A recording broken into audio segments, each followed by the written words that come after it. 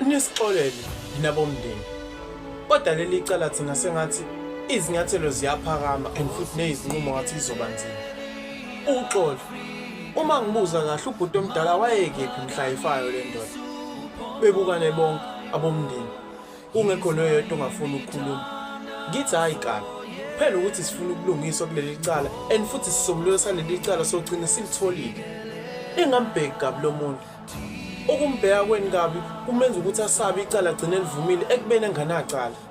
Nani futhi nina abalaleli engambheki gabi lo muntu icala uyavuma uthi wayekhona mhla efayo umufi kodwa kuyena owambulala.